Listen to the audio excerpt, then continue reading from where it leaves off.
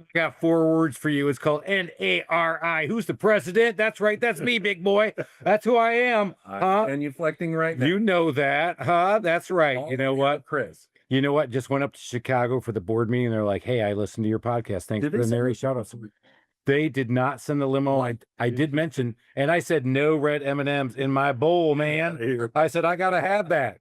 I got to have that. If the presidente is coming into the house, he's got to have some business, right? You know what I'm saying? El Jefe. Oh, my God, please. Feed the ego. That's what I kept telling everybody. Feed the ego. Feed the ego. What am I? I'm just a small handyman out of Atlanta, but man, don't let anybody else tell you I'm a legend in my own mind. So let's keep rolling with this, Alan. We've got another great episode for you guys. You know, you're probably driving around in your truck, trying to figure out how to make things happen. If you're listening to us, hopefully this is your day to get back up on it, man. We're going to give you 25.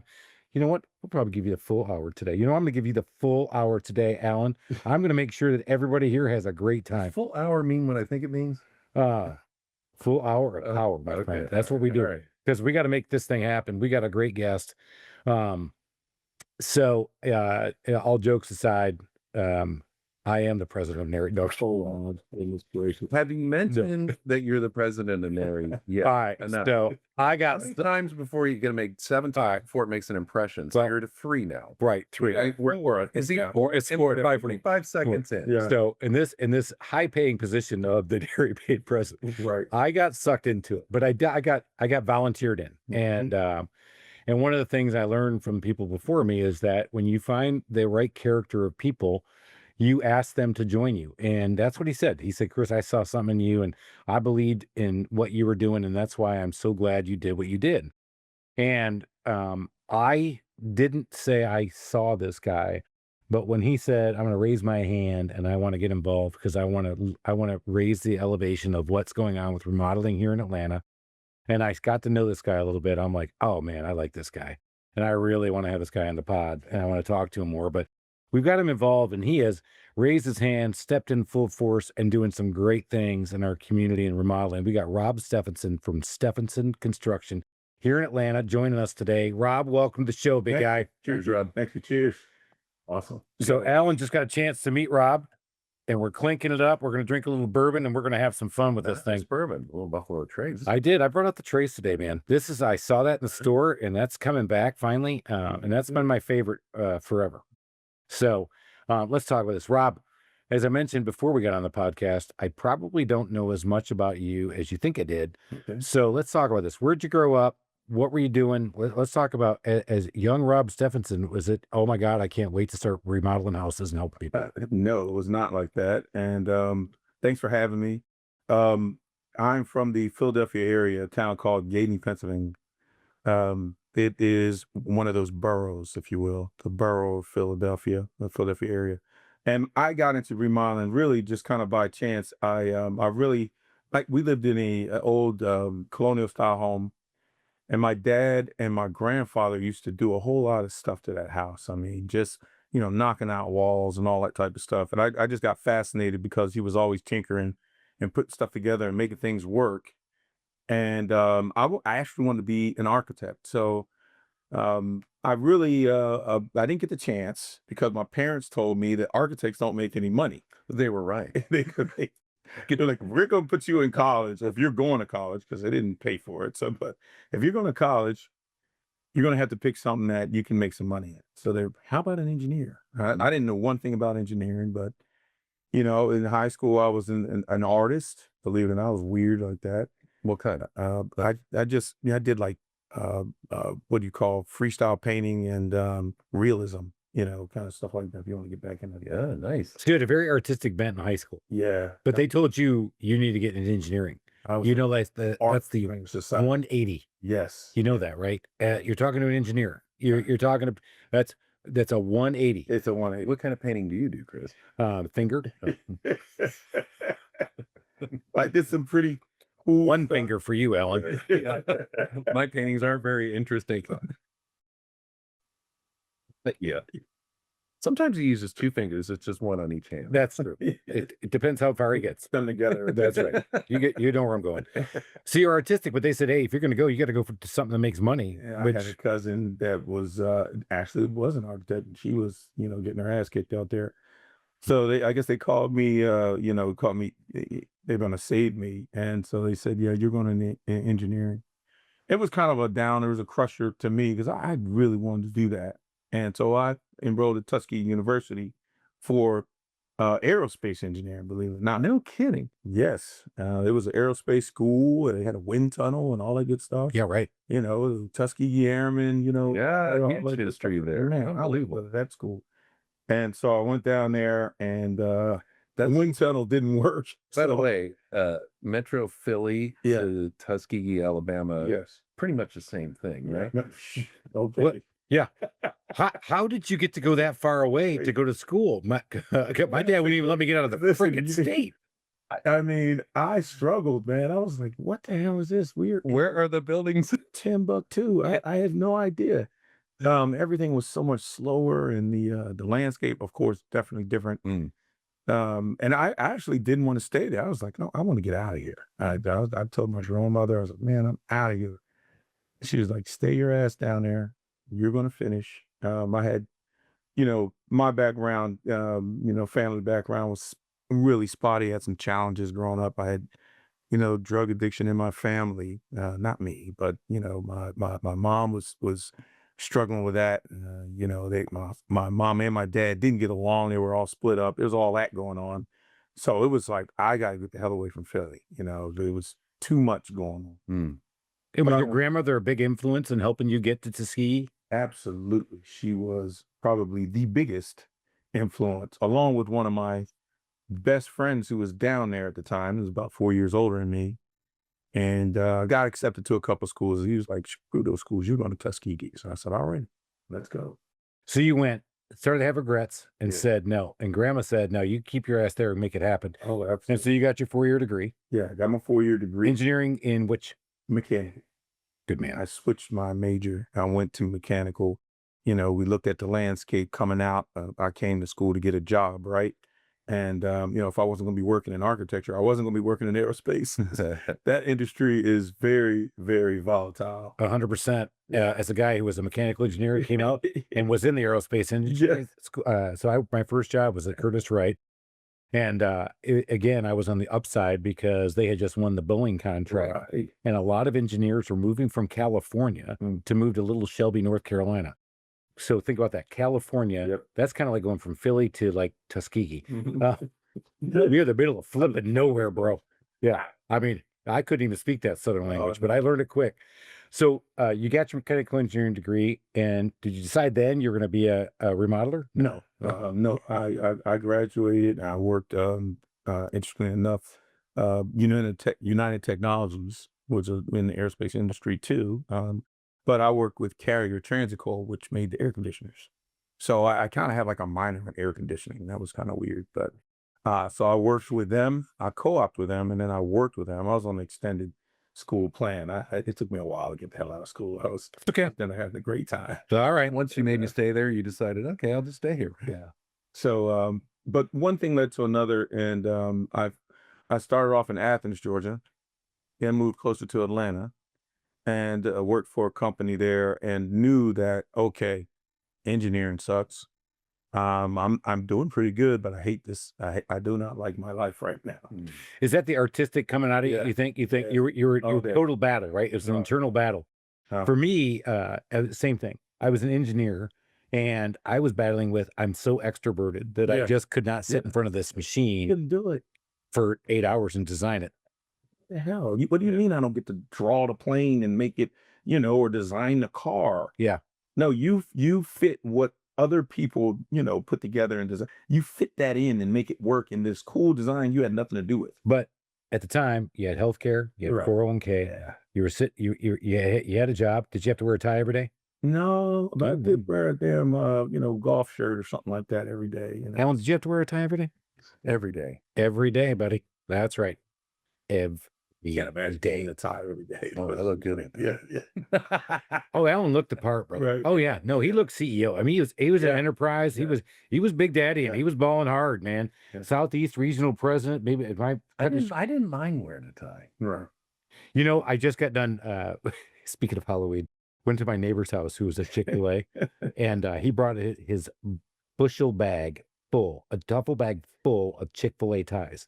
Huh? They gave him Chick-fil-A ties like every year, like a couple of every year. And these actually look pretty good. They're not bad. I'll show you guys after. Okay. And I know what, I'll post them online because they're really good. But I said, you know what? As a kid who went to a Catholic high school, I learned how to tie a tie in 5 seconds flat, Oh yeah. because Father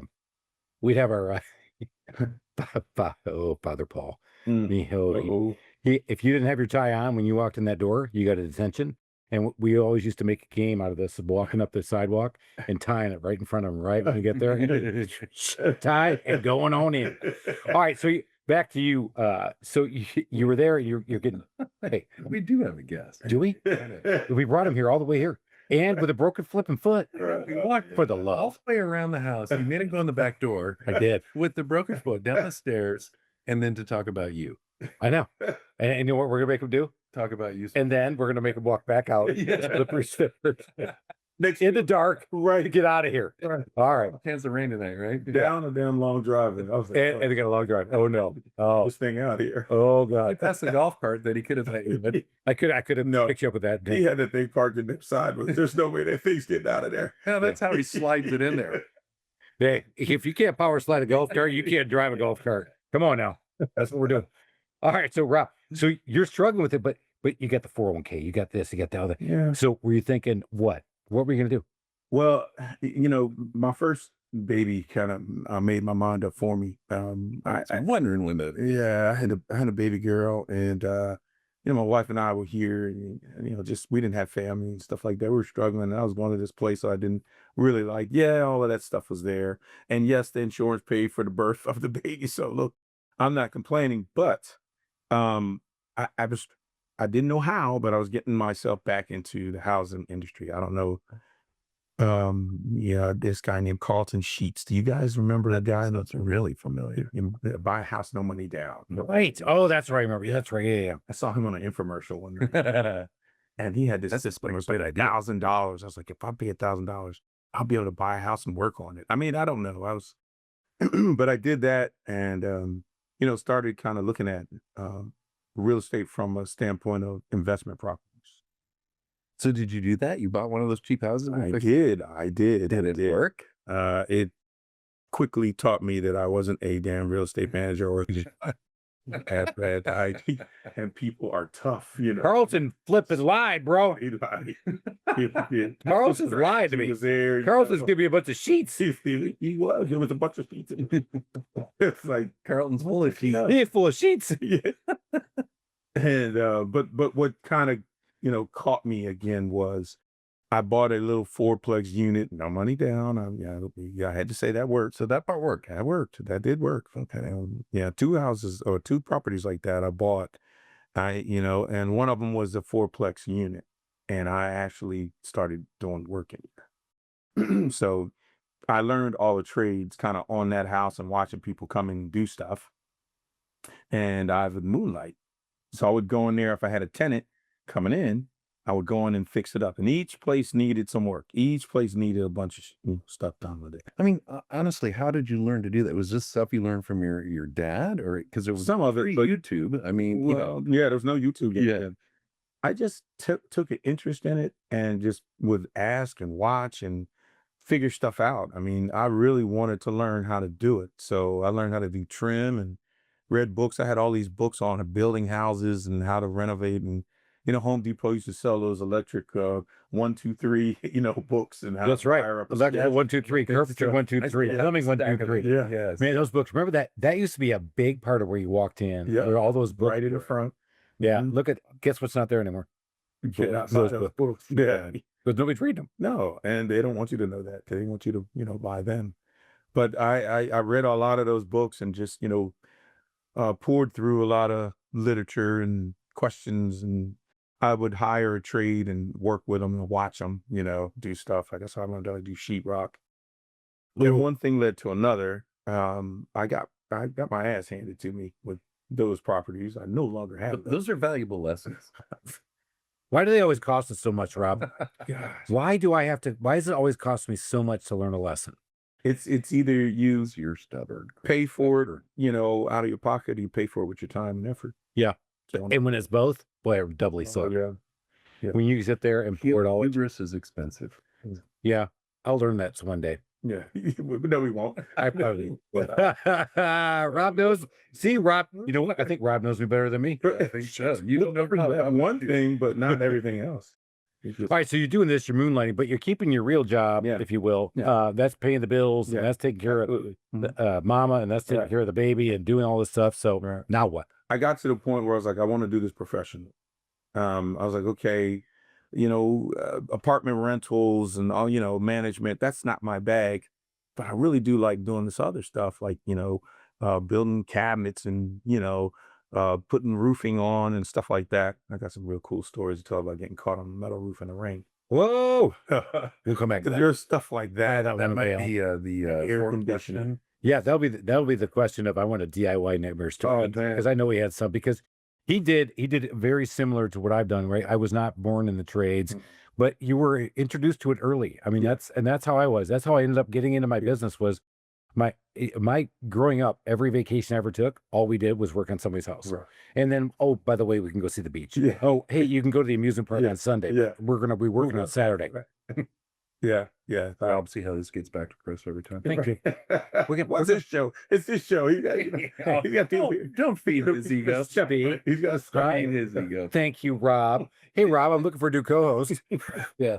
Rob would be a good co-host. Where'd you meet your wife?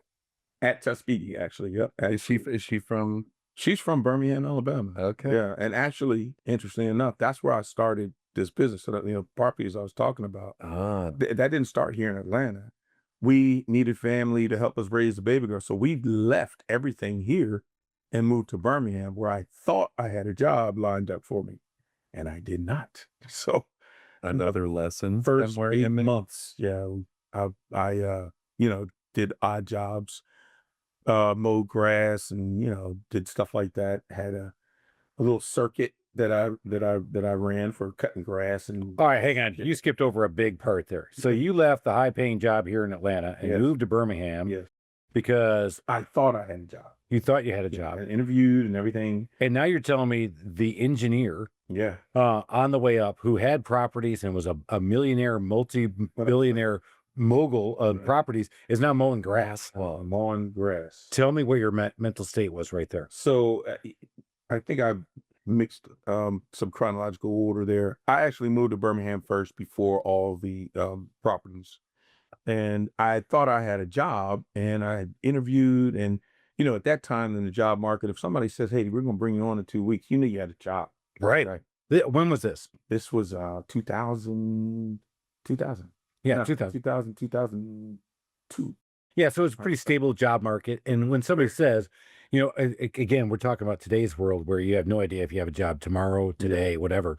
But back then, especially where we were, this wasn't people probably don't remember this. The .com bubble wasn't then. It No. didn't happen. It was a very stable job It market. was. Remember that too, right? Oh, I remember the bubble because I was such a genius at investing in E-Trade until it was hot. I know. Did you? I did. Somebody's got your money. They got it. Oh yeah. Yeah. So Yeah. I don't. It's over here, Alan. Huh? I got it. You got it. No, somebody's got it. no, it ain't sitting at this table. Yeah. All right. So So yeah, just to clean that up a little bit, I moved to Birmingham first. Then I was cutting grass. I was working in odd jobs, and then the Vulcan Materials, which is where I went back to being an engineer. They called me, and I was working as a rock quarry engineer / field engineer for a number of years, and that is when it really took off. I bought the property, so on and so forth. I was like, I can't do this. So it was really my second corporate job that was crazy, raising crazy hours. But I got a little bit of experience in working crews and then learning how to do things. And that's when I bought the properties. I started moonlighting. I had lights in my truck. My boss was like, what the hell are you doing? Why you have a company truck with lights in the back? I mean, what's Mhm. going on? The saws and stuff in your bed, your truck bed. Doing a little remodeling. Just little stuff. And then that's when I said, okay, I want to do this for a living. There's got to be some way for me to do this. And then I understood how that in Alabama, they had the home builder's license. and everybody that I could see was building houses. It's like, damn, that would fit right with what I want to do. That fits your artistic and your engineering. Everything Kind of brings it together, brings it right? all together. Brings your process, brings your creative outlet. And you're in Alabama at the time, in Birmingham. Yes. And you said, I'm going to be a home builder. And at the time, you're saying in 2000, you had to have a license? Yep. Well, 2000, Not here. Rounded up with 2004. Yeah, That is when they changed that because they were grandfathering in. So I worked, about 2004 is when I started, that a licensing, piece, so I got my license in 2004. Don't quote me on this, but there's no flipping way they had it in Georgia then. No, they didn't. As a matter of fact, I remember that. You could do any, you could go build a house anywhere. 10 years ago, right? I mean, No, it was right when I started, 2008. Yeah, 2008, Probably 2009 is when they Had I- that switch here. Had I started the business in 7, well, I'd be out of business, but that's another story. Yeah. But I could have been able to just grandfathered in Mhm. because I had documented work that I had done, my own basement. I'd helped my other buddy with, and I had people who vouch for me. I could have, Yeah, but you've been in good shape. So your but- wife's on board with all this? Not really. let's keep going. Oh, let's pick at that thread, shall we, Alan? Oh my goodness. Yeah. Well, I would say I was a little bit of a gambler back then because, going back to when we moved from the Atlanta area to Birmingham, we both had employment lined up. We wouldn't have just left, and we got a baby. We wouldn't have just left. And so she came over, and she was working with technical recruiting at the time. That was a qualified field. Like people were making all types of money doing that. Recruiting people for these, .com or technical companies. So she had employment and I had it lined up. And when we got, all finished with that, like that first year, neither one of us had a job. Neither one of us were working. And that was some scary shit. And that was before 2008, that bubble hit. You hadn't even you haven't even seen that. It's just 2001, 2002. I'm, freaked the hell out. So once I finally got the job with Vulcan, and I started down the path of getting my builder's license, I then built my first house. So you built a spec home? Built a spec home. That's policy. Built a spec home. They used to have these loans where you could, it was was it contract to perm or something like that? What was it called? It was a construction to perm loan. Construction perm loans, yeah. In fact, at the time, the bank I was working at, SunTrust, was the best construction perm loan in the Southeast. You probably had a SunTrust. It's possible. And by the way, at that time, probably my organization was the one who was servicing your loan. As I said on my big cushy ass job. So you did. It's about the time when you had that day where it was like, thanks for calling SunTrust, call back, please. That was prior to SunTrust with Greg. Thank you for calling Bank of America. Goodbye. Thank you for goodbye. Another story for a different podcast. That's the Greg Spencer podcast. On this podcast. It's Greg Spencer's episode. We talked about that. You go back and listen to that one. This is another guy's great friend of mine who did it. But back to Rob doing this. So you pulled out a construction to perm loan, but then you're working for Vulcan, and I'm assuming your wife had her job in the back. She wasn't working yet. It was hell for her trying to get a job, man. Wow. In Birmingham. It was hell. Yeah, she wasn't working then, and I was, trying to. People don't remember this, but you think about this for a minute. You didn't work remote, quote unquote, in 2001. You're like, well, the internet, Alan. Oh, AI. No, none of that shit was around, dude. Shit. Yeah, you had to be in a place, and Birmingham was not the place. And you had a baby at this time? Yes, and we had another one on the way. Oh, good. Way to go. Double down. It was like, okay, what have I got myself? So spent the first spec home, modest. Yeah. Or you do, I was a modest. I was probably about a little 1,700 square foot home. okay. Block foundation. Pretty nice neighborhood. It wasn't, a gated community or anything like that. Little community was called $1 Million Lakes in Tuscaloosa County, and it's really a old coal town. But that was a nice little place. It really wasn't $1 Million Lake, but the houses were, at that time. In Alabama, everything they call is $1 million. Well, Alabama, $1 million band, bullshit. Whatever. I mean, If you like Alabama, well, screw you. We're running out of states. Oh, right. Offended. I pissed off. Well, actually, I told you I got yelled at in Chicago. We're like, "What are you picking on Illinois for? Why didn't you back us up?" I'm like, You lost Illinois. Now you "No, lost I'm not. Alabama. I am not. I'm not running for president, Alan. I'm just running the podcast here, my friends." All right. So, Rob, so you sold it. I sold that house before it was done being built. Oh, Really cool. and you were feeling pretty high. I was like, oh, this is it. I see how you had him do it. Tunnel. I've got pictures of me and the babies. We're all hanging out, standing in front of the house, and it was. I mean, it was awesome. I look back at the house. I screwed some shit up on that house. I mean, I had guys working on there stealing money from me. It was just like what?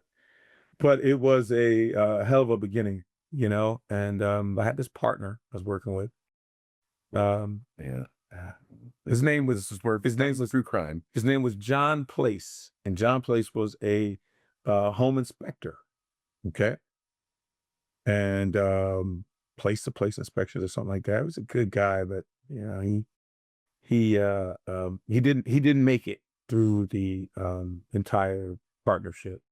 He introduced me to some really cool people, and actually was instrumental in me getting the next 4 properties. The next 2 properties in a subdivision that his buddy owned. So, you know, from that standpoint, he helped open some doors for me.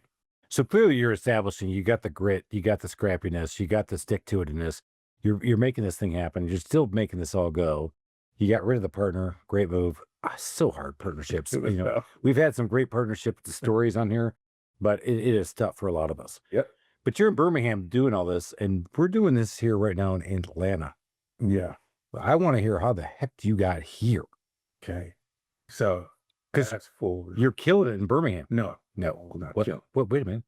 He just quadrupled. He went from one spec that was successful to 4. I went to the fourth wasn't a spec. I'm taking pictures of my babies.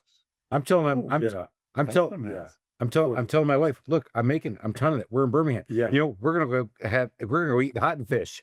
I saw the end of the tunnel. I was like, okay. And so I quit Vulcan. I got out of there, left them behind while I was building. Let's go back to that. You quit Vulcan. Did you come back and tell your wife you quit, or did you explain to her what you're about to do? I didn't tell her shit. Oh my God. And still married today. Oh man, she will not let me live that. I've done that more than one time, so I'll revisit that in the future. But Still married. Yeah, still married. So I told her I was quitting, and I'm still married. Yeah, probably not as happily as you are, but but I even told her. No, some advice. Gotta ask for forgiveness on that. Yeah. Oh my God. Ask for forgiveness. I have a couple times. Have you? It hasn't worked. I still chew too loud. Head is like an echo chamber. Let's keep going, please. Back to Rob. It's not about me. Let's go back to Rob. Well, I mean, you know, right after that, you know, when I walked away from Vulcan, when I walked away, it looked good. You know, I had those spec houses going on. I had your license. Oh yeah, I definitely had my license. I had, you know, we were flipping houses at the time. Remember those properties I told you I had some, you know, I was managing, you know, at the 4-plex and then another little house. Man, it looked really good, but I was over leveraged in debt. And, you know, most of the time when you buy a house, you're going to have debt, you know, it's good debt, whatever, but you don't want your payment of your, you know, loan to be more than what you're collecting in rent. In other words, you know, you don't paying, if somebody's living there, they need to be covering the whole rent and expenses. Right. So some of it just to lay it out there, people think about this all the time. You're like, oh, I'm going to rent. Okay, good. So you need to get $2,000 in rent if you got $1,500 in debt obligations. At least. In debt obligations, property taxes. Right. It's called loan service, right? Correct. Okay.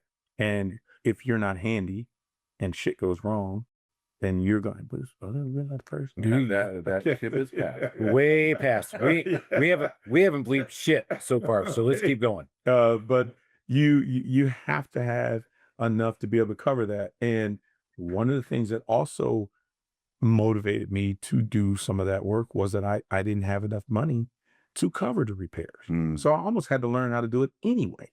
So, yeah, it's something I wanted to do. I was like, I'm not worried about that. I'll fix that myself.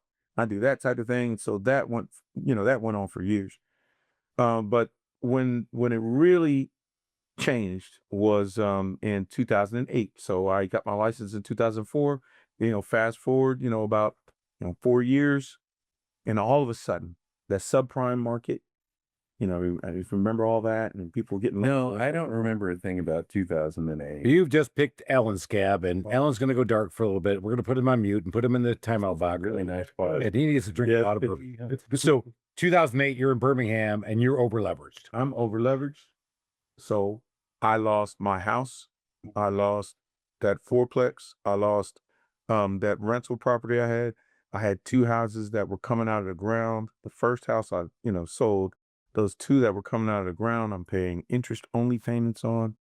I had, 2 flips that we were doing, a couple of my buddies, and we were working together.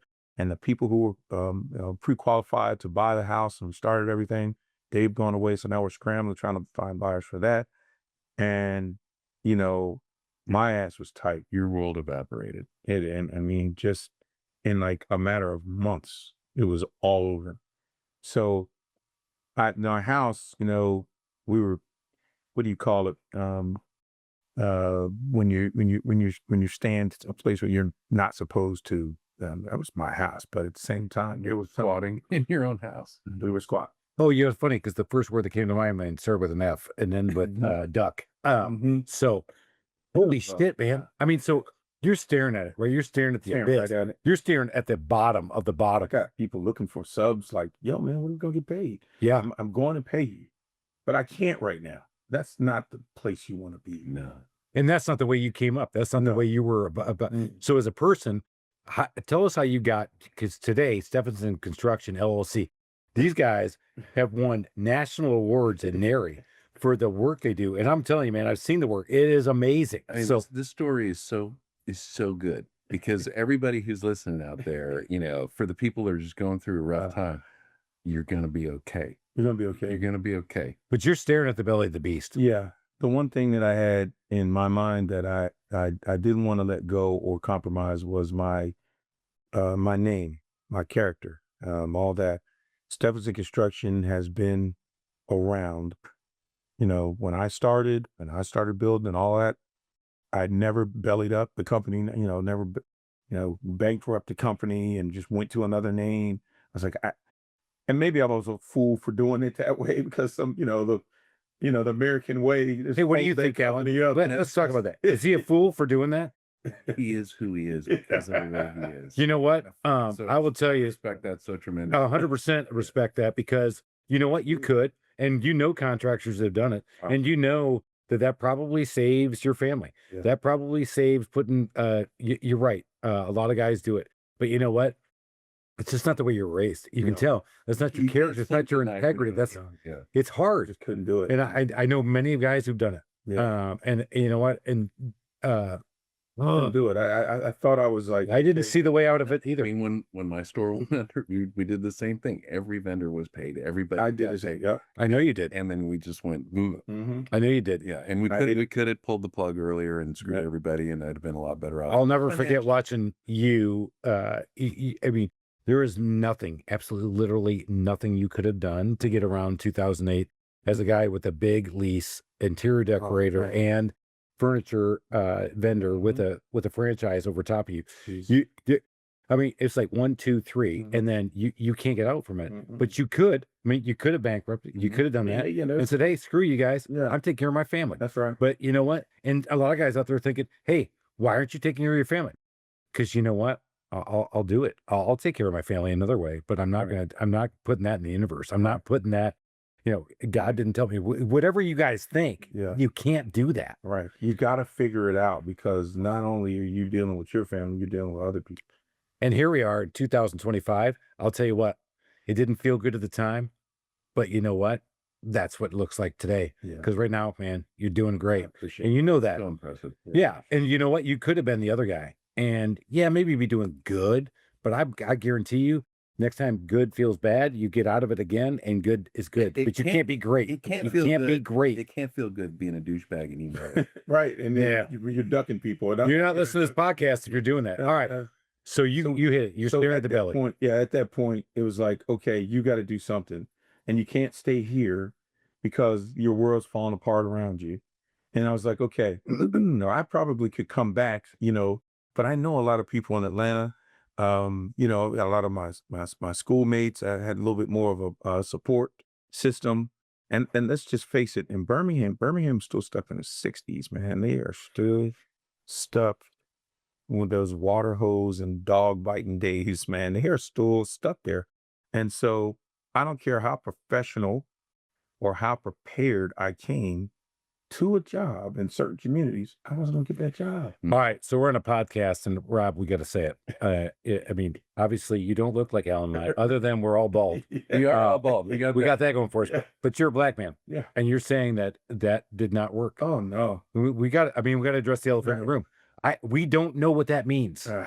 Well, I don't use it as a crutch or an excuse. You never have. I never known you to see that. But I think people need to understand that because it's important. Well, there is definitely some advantages that whites may have over blacks in this industry, only because most of the people that are conducting the business are white. So what does that mean? That means that kind of like will favor likes, just because they a little bit more familiar with that. They're not familiar with, who am I coming in this house? I never always went to racism or, they don't like me because I'm black first. You can tell when somebody's a little bit uncomfortable with, your physical being, whoever you are, they're looking at you like, okay, well, I don't know where this guy came from and I don't really know. And then if you're going head to head with somebody, they may feel more comfortable saying, you know what, this guy seems like a good old boy, he understands, what we're doing. I'm going to go ahead and give him the job. Even if he's not qualified as much as this other guy, I don't know him. And he's not believable. I just run into that a lot. Okay. That is. How do you overcome that? Yeah.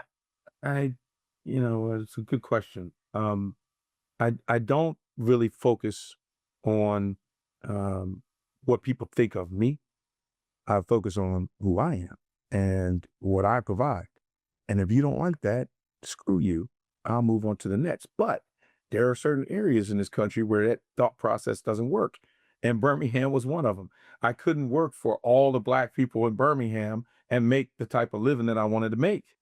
I mean, I could, and I had great, clients and, great experiences, but I wanted to be diverse. I wanted to do work for everybody. I don't care what color you were. I wanted to do the work.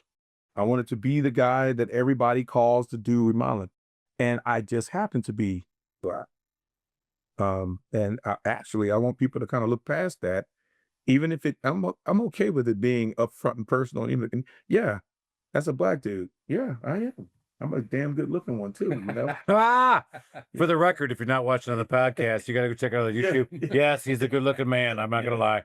And I'm not like that either. And again, we love that. Hey, I'm not doing everything. We're just talking about it. But you talk about this. I mean, it had to be hard. I mean, we know it is, but we don't know it is because Alan and I cannot relate. I've said this over and over to all the guys who work for me. I have black guys, I have Hispanic guys, I have guys from the Middle East. I don't know what you guys go through. It's got to be hard to work through that. So how do you do it? Okay, so when you think of that in your statement there, when you say it's hard, when you think about this, I've always been black. I've always. Wait, what? Right. Alan. And shit. Right. Think about what you're going to say next. No, this is not new. I did not know that. Being who, I always woke up in the morning and saw this. I may be an engineer, but I'm dumb still. It didn't happen overnight, so that it's something that, I'm like, oh shit. Now, all of a sudden, I can't do X, Y, and Z. It's always been there. It's always been there. I've always had to deal with it. So as I get older, and it's like, okay, this is who I am. I mean, what else can I do? The only thing I can do is put my best foot forward and try to be the best that I can be, and put myself in a position where there's people who don't necessarily care what color you are. They just want the work done the way they want it done. Atlanta's great for that because it's a melting pot, all type of people here. They're not afraid of seeing, a person like me driving in a very nice truck through a neighborhood that's predominantly one nationality or another. They don't care. But now, Very cosmopolitan. I would say that. so another thing is I try to keep myself as, clean cut as possible. I speak intelligently. When people talk to me, they may look at me one way, and then as soon as I start talking, I say, "Oh, okay, he's an intelligent person. He's someone I can have a conversation with." I don't really meet a stranger, and so these things I think kind of help me. And I went to a university. I give Tuskegee a lot of credit for this. That nothing was really given to us there. We didn't have like the state of the art everything. Like our library wasn't the best, so we would have to find a way to get things done that either utilized us traveling or working in groups or going somewhere, because I couldn't just go into the library and find a book I was looking for. I might have to go to Auburn's library. Well, how do you get into Auburn's library? Meet some friends, talk to some people, get in there somehow, some way, talk to the person at the front, make friends, and that I could think, God, I'm studying in Auburn Library. Those are the kind of things that you will wind up doing. And it just gave you a little bit more confidence to excel in places where you normally might not. Wow, what a great life lesson right there, Alan. Well, he figures out ways to get stuff done. He always has. Yeah, he stick to itiveness, the gravity, the grit, everything that you have to be a great entrepreneur, to be where he's at. He's been establishing that and filing that away and doing that, and had to go through all those problems. I mean, Some shit. you have. I don't rest my laurels on the problems like that. They're there, and sometimes I look back and I say, "Oh wow, that was a lot to get through. That was a lot to do." But I'm sure there were other entrepreneurs and people out there. Oh yeah. That had very similar stories, right? So I don't walk around with this badge saying like, "Oh, I had to go through all these different things to get try." I listen. I want to be the best remodeler in Georgia, right? And I can't do it on my own. Can't do it alone. I have to have great people around me. I have to be a little bit crazy to try to do things a certain way. Like, you got to be a little bit off to be an entrepreneur. A little bit of a gambler. You got to have that in your Fatally optimistic. Yes, fatally. That's a great one. Yeah, you can't. I've often said that. I'm kidding. That's Alan's line. I love it. Fatally optimistic. Yeah. You are. You can tell because you just said, I think we caught this. You said, "Hey, Mama, we're picking up the babies. We're moving back to Atlanta." To what? Man. And you came back, and so That was Well, great. and I keep thinking, and this is kind of a constant theme with somebody who's just really built themselves. And I mean, it wasn't from nothing. I mean, you had an engineering degree, Yeah. but you kind of created a nothing when things imploded around you. Yeah. But I did. you had to learn how to sell, and you had to learn how to hire. You had to learn how to motivate and lead, and then you had to learn the whole bureaucracy of. I mean, there's so much that you had It's to a learn, learn, man. along the way. Did you have somebody in your ear? Did you have a mentor? Yeah. I've been blessed along the way with mentors. Sometimes I didn't even realize they were. It's like, okay, my dad, I give him all credit, even though I was pissed off at him while I was in school and I didn't even talk to him. As I became a grown ass man and realized that him and my mom, they were different people. I gained a lot from him. Just as hey son, you might not want to go that route. Look at this. Maybe this is the way to go, or thought processes and stuff like that. We had a good relationship that way. My dad wasn't the guy who was "Come on, son, we're going to the game." No, it was sit down, let's talk, let's figure this out. What's going on in your head. really, Yeah, he was a cerebral cat. He was. well, your dad was very cerebral. My dad, again, very cerebral, but was very like, "Yeah, what are you doing? Let's get to work. Hey, it's 7:00 in the morning. We got to shovel snow." What? Dad? Now get up. What? Oh, Get your ass up. oh yeah. And he was the guy. He was the corporate guy all his life. Yeah. So, all right. So you started this business. We got to wrap this stuff up a little bit. I'm So, sorry. no. this is Oh my God. awesome. Are you? So No. good. Oh, Rob, So this has good. been. This is why people will buy what you're talking about. So Stephenson Construction today, you have a team. Yes. It's a design build firm here in Right. Atlanta. Right. You work for everybody, all walks of life. I Mhm. know that. You Good. do some amazing stuff. Thank you. Talk about what you guys have done and where you're at today. Okay, so when we got back here, it was 2009, 2010, and I got an opportunity to do a basement. I had done like a real basement like that, and I did a lot of the work myself, but quickly learned that Atlanta's different than Birmingham, and that you couldn't go all over the place and do work. You can't go to Fultondale and then turn around and come back to Buford and then go up to, Cherokee. I mean, it was crazy. And so Atlanta traffic's a little legendary. so my first, back then I spent like $900 on gas like the first month here, and I was like, okay. So um, the bubble caught up to me even in remodeling, or the 2008. It caught up to me in like 2011, 2012. Mhm. All right, even paying people off and getting people back on track. I just couldn't make it because I had too much going on, and so I took another corporate job, and I got lucky. I worked for Target, all right, as what they call an ETL, which is basically assistant store manager. And while I was working at Target, I worked there for a couple of years. And while I was working at Target, I didn't know anything about marketing. I didn't understand, how to get people who don't know you to know you and ask for your services. I really didn't. It sounds silly, but I didn't know how to do that. Coming from engineering, sales and marketing were foreign to me. 100%. So this is great. I worked over in Johns Creek at the Johns Creek Target, Super Target over there. Okay.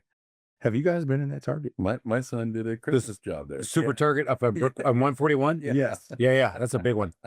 So some beautiful people that come in there. Okay. They are beautiful people. Oh my goodness. And I would be working and I'd look up and there'd be this beautiful woman asking me where something was. And then eventually, and the Target markets two women. They tell it in their books, it says she. Probably doesn't anymore. But when I was there, it's like, she wants to come in and find this. If you're going to help her, X, Y, and Z. I was like, damn, they're real. Says they now. It was, Alan, continue, please. then they Write that from the record, Sydney. made an emphasis on how clean the store was, and but they came in the store one time, and I was over the logistics aspect of it, and we used to do all our changes on the floor, and we had just got done with a change, and all of a sudden there were ladies coming in. Okay, where's this? And then going right to it. I'm like, how the hell did they know? I just set this up today. There's no way. I mean, they haven't been in the store. How did they know this? And then I saw the commercial. Now that may sound silly, but it all clicked. And that's what I was like, okay, now I understand what this marketing thing is. And this is how people find out who you are, what you do, without you actually having to tell them personally. It's like, you got to understand how to get this information out there to them. Branding. They was always talking about brand. Well, what was brand? Well, the floors are clean. The lights are bright. The shelves are immaculate. You're lining these things up every night before you go home. And that's when it dawned on me, first of all, who am I selling to? What am I proposing that I'm selling? What's the market? Who is it? And what type of people do I want coming in my quote unquote store? Mm-hmm. What does my store look like? So that's when I really started spending more emphasis on capturing what my projects look like. Making sure I had on, professional looking clothes or whatever, where I'm going, what I'm doing, making sure that I'm always on brand, and then making sure that, my advertising and marketing and what I'm doing and selling meets that criteria that the target client wants. Because your target client is your client.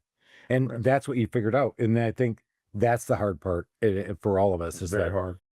we just talked about this at Nary about education and what we're going to do. And, Who's the president of Nary? I forget. oh, you know what? We'll put that in the show notes. That's big old moi.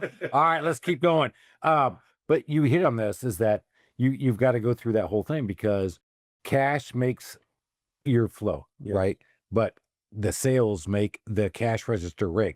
But if you don't have that brand out there, people don't want to see you. It's called the funnel. It's the magic funnel, all the thing down. So you're doing it now. How big is your team? Tell us a little bit about what you Okay, do. awesome. So now we're a team of 5. I just basically hired my wife as kind of like outside sales business development. We'll talk about that one after the show. Right. But I have my day-to-day team because she's kind of like satellite.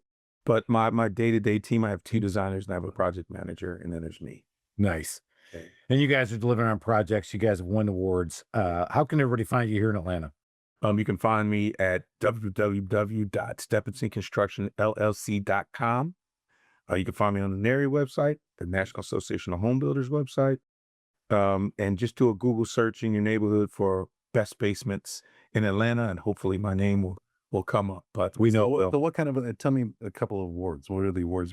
Absolutely, Hit it. we won the National Association of Remodelers Industry Contractor of the Year National 2 years in a row.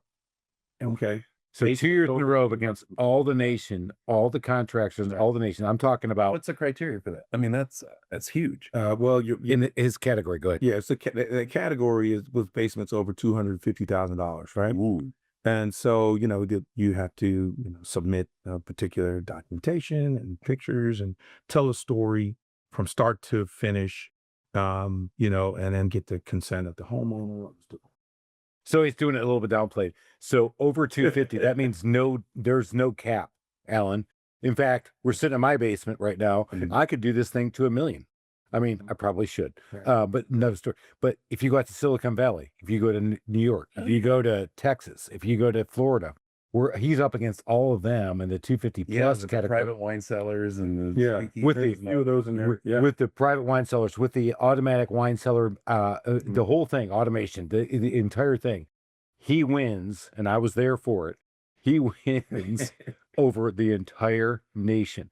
And I'm telling you, man, you want to, I was like Atlanta proud. I was like ATL. I mean, you thought I was like ATL. I was big boy. I was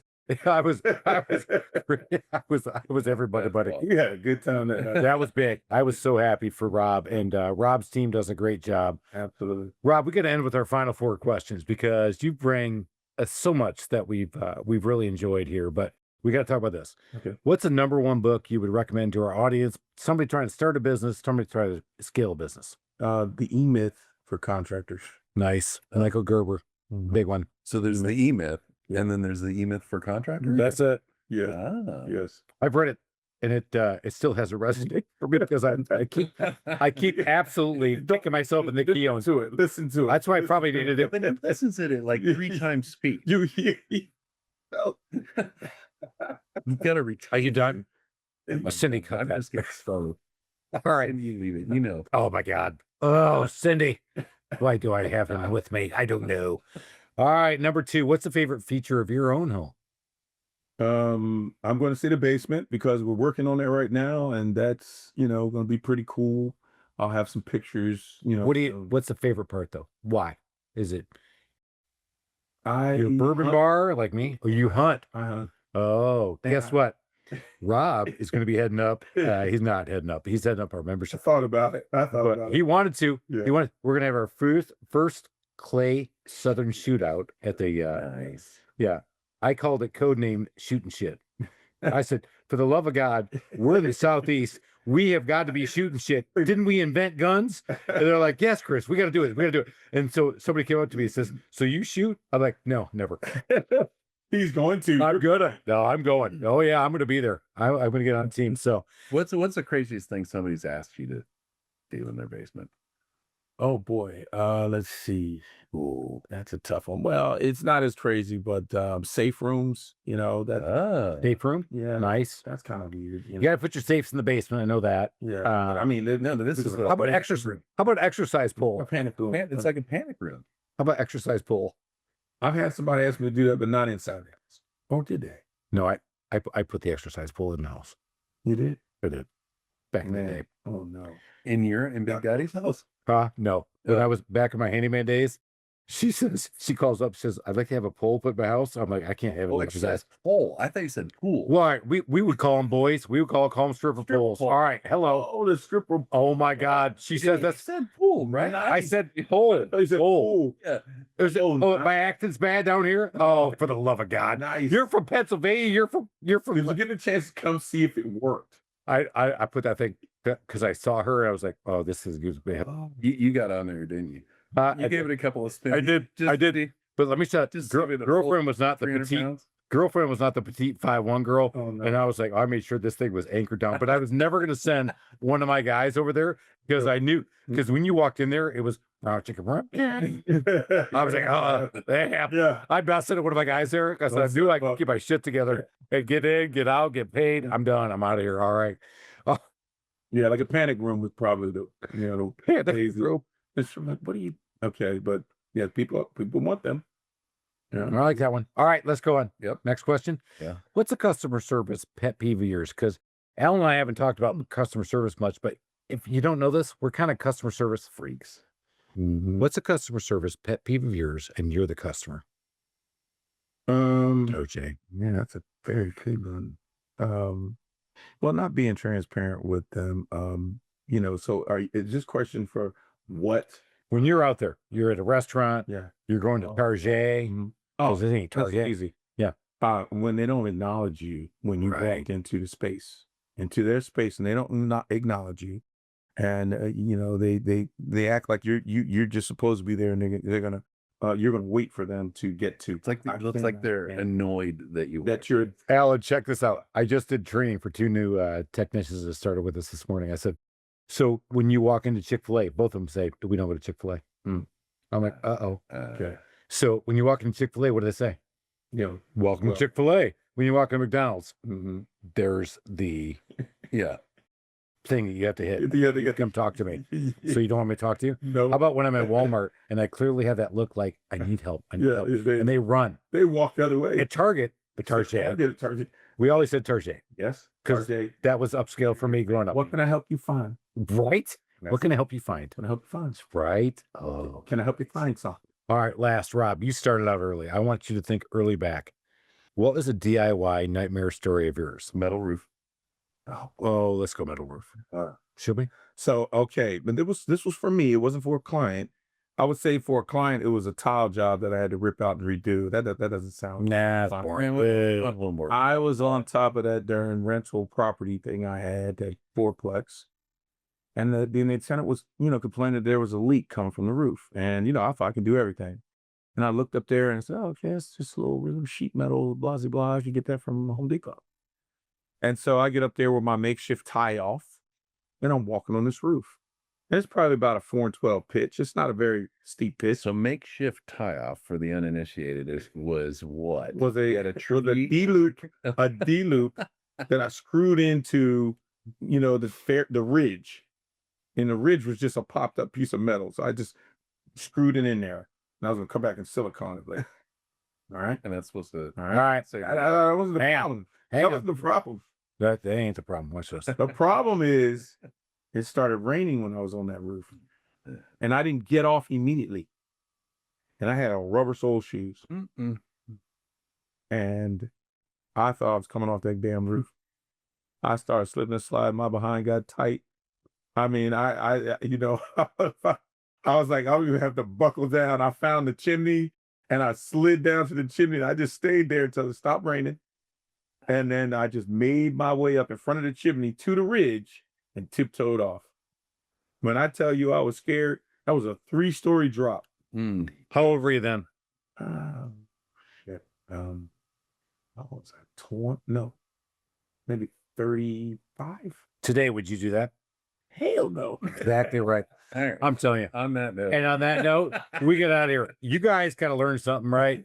I said you've learned a lot of stories on this one. Rob Stephenson Construction has done some great stuff, but you know what? He went through the trials. He went through the tribulations. We all do it. He came up. He said he could have stayed there in the corporate world and been all cushy and done the whole thing, but he said, no, I got to make it happen. Keep making it happen. Make it up the mountain. We got to get going. We got to get out of here. Cheers, everybody. Thanks for having me. Yeah, it was awesome.